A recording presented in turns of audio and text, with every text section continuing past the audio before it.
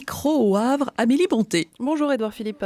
Bonjour. Alors êtes-vous candidat tête de liste à l'élection municipale ici au Havre ? Oui. Quand est-ce que vous avez pris cette décision ? C'est une décision importante, donc elle a été longuement mûrie, comme toutes les décisions importantes doivent être longuement mûries.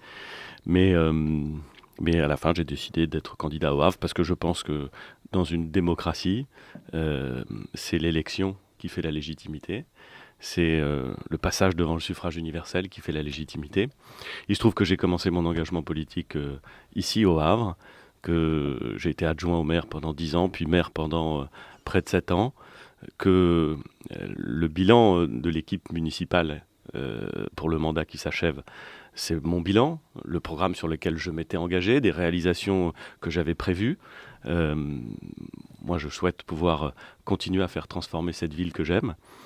Et pour ça, il faut se confronter au suffrage universel. Si vous êtes élu maire du Havre au mois de mars, vous quittez Matignon ?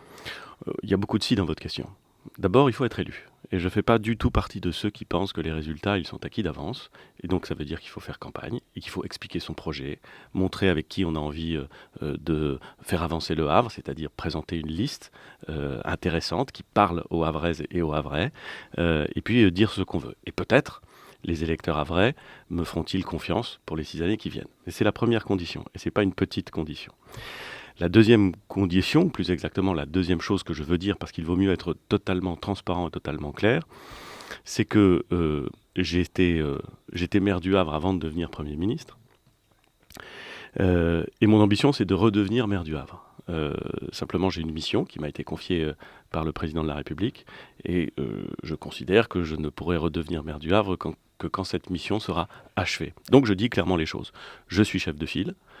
Si les Havrais me font confiance, j'ai vocation à redevenir maire et je redeviendrai maire quand ma mission à Matignon s'achèvera. Je vais vous lire quelques réactions de nos auditeurs sur Facebook qui sont aussi des électeurs. Eric, par exemple, qui dit « Ça me rappelle un collègue qui prenait des heures pour postuler à un autre travail parce que ça commençait à trop chauffer dans le sien. » Ou bien Gaël qui dit aussi « Mais je croyais que le cumul de mandats ne devait plus exister. » Mais Gaël a raison, le cumul de mandats n'existe pas. Comment vous répondez à ces critiques de politique à l'ancienne, peut-être ?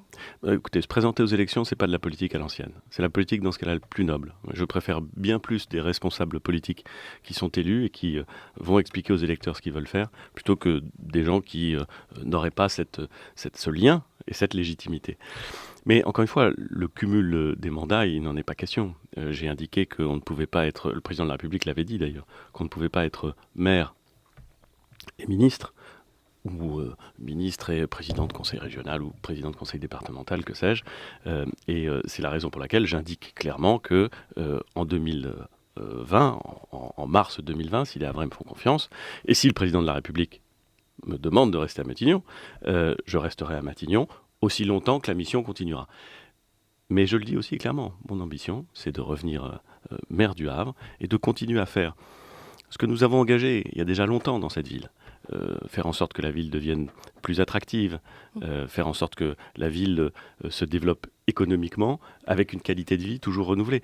Ces choses-là, elles sont importantes, ces réalisations, elles sont importantes. Et la façon dont les Havraises et les Havrais voient leur ville, vivent dans leur ville, elle s'est transformée en mieux, et c'est ça qu'il faut conserver, c'est ça qu'il faut accélérer. France Bleu Normandie, il est 8h14. Notre invité ce matin, c'est Édouard Philippe, le Premier ministre, et donc candidat à la mairie du Havre. Édouard Philippe, vous ne craignez pas aussi que ce contexte social actuel l'emporte quand même sur les enjeux locaux, surtout dans cette ville où vous l'avez suivi, bien sûr, la mobilisation, elle a été très très forte contre la réforme des retraites. Mais il y a une mobilisation forte contre la réforme des retraites ici. Il y a toujours beaucoup de mobilisation sociale au Havre. C'est une ville, nous la connaissons. Mais ce qui intéresse au moins autant les Havrais, c'est ce qui va se passer dans les 6 années qui viennent. C'est comment est-ce que la ville va être gérée. C'est quel projet on va leur proposer. C'est quels travaux on peut engager. C'est quelle politique sociale, quelle politique culturelle on peut mettre en œuvre. Ça intéresse aussi les Havrais. Et pour avoir un bon débat, pour faire en sorte que cette politique elle puisse être mise en œuvre dans de bonnes conditions dans les 6 ans qui viennent, il faut une belle campagne électorale. Moi, je ferai cette campagne. Je la ferai en parlant du Havre, je la ferai en parlant des Havraises et des Havrais. Et je ne doute pas que les commentateurs regarderont et commenteront. Je ne doute pas que certains voudront nationaliser le scrutin. Ça n'est pas mon objectif, ça n'est pas mon ambition, ça n'est pas ce que je veux faire. Si vous êtes élu, donc le 22 mars, vous repartez quand même à Matignon. Qui prend les rênes de la mairie ?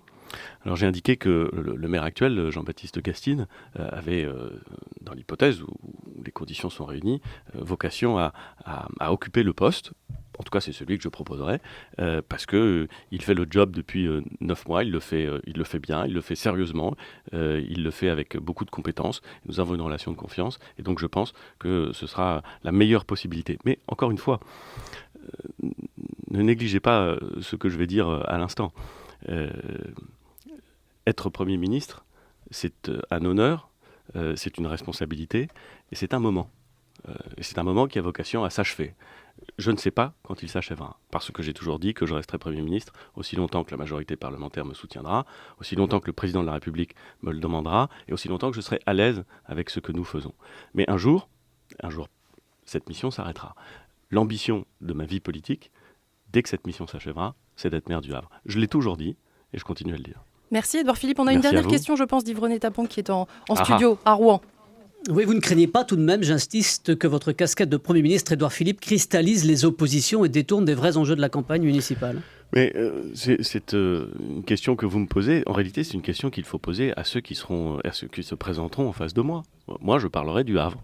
Et si vous me posez des questions sur autre chose que le Havre, je vous répondrai sur le Havre. Parce que ce qui m'intéresse dans cette campagne, c'est de parler du Havre. Alors peut-être qu'il y a d'autres gens qui parleront d'autres choses, mais il faut plus s'interroger sur leur motivation que sur le fait que moi, je veux parler du Havre et je veux expliquer ce que nous allons faire au Havre dans les 6 ans qui viennent. Et vous penserez à un personnage littéraire que vous aimez bien, Cyrano, on n'abdique pas à l'honneur d'être une cible? Ah, c'est vrai.